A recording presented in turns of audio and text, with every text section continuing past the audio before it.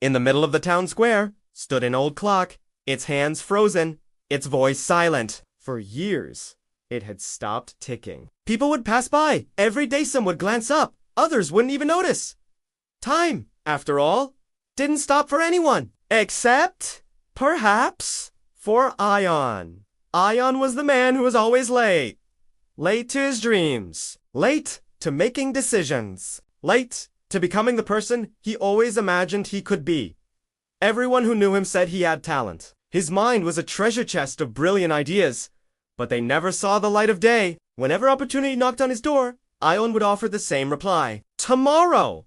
But tomorrow always turned into next week, and next week melted into next year. Slowly, his life became a museum of unfinished beginnings and dusty, unopened doors. One evening, as the sun set behind the hills, painting the sky in shades of orange and purple, Ion sat alone on a bench beneath the broken clock. His shoulders were heavy, not from a hard day's work, but from the immense weight of regret. I still have time, he whispered to the empty air. But for the very first time, the words felt hollow, like an echo in a deserted hall. Just then, an old man with a small toolbox approached. His beard was as white as snow, and his steps were slow but steady. His eyes, however, were sharp and clear, as if they had witnessed countless lifetimes unfold. You've been waiting here a long time, the old man said, his voice gentle. I'm waiting for motivation,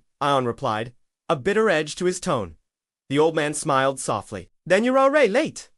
Ion frowned, confused.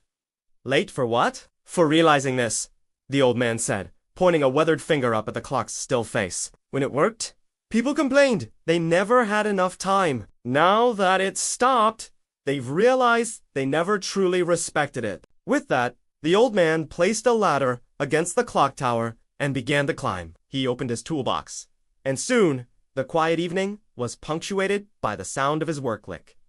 Click, click! Each sound echoed in the square, sharp and deliberate. As Ion listened, he felt something stir deep within him, a feeling he hadn't experienced in years. Why are you fixing it now? Ion called up. It's been broken for so long.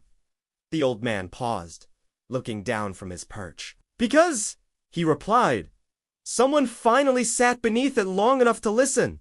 And then, as if by magic, the clock sprang back to life. The ticking was loud, relentless, and wonderfully alive. Tick-tock, tick-tock.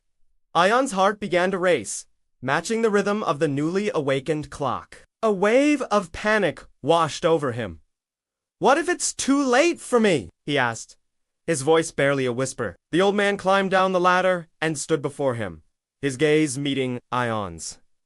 Late, he said, his voice firm, yet kind, is only real when you stop trying. He leaned in a little closer, and his next words would forever be etched into Ion's soul. Regret is heavier than failure. Failure teaches. Regret only haunts. And with that, the old man turned and walked away, disappearing into the evening crowd as if he were never there. That night, Ion couldn't sleep. The steady, powerful ticking of the town clock echoed in his mind, not as a reminder of lost time, but as a call to action. So he did something he hadn't done in a very long time. He started. It wasn't perfect. He wasn't confident, but for the first time, he was honest with himself. He began to work on his ideas, bringing them out of his head and into the world. He failed many, many times. He stumbled and fell. Some people doubted him, whispering that he was the same old Ion. But each day, he kept moving, just one small step forward. Then another, and another. Months later, the town gathered again beneath the clock in the square. But this time, they weren't just watching time pass by. They were watching Ion. He stood before them, sharing his journey, his failures, and the powerful lesson he had learned. He looked up at the clock tower and smiled.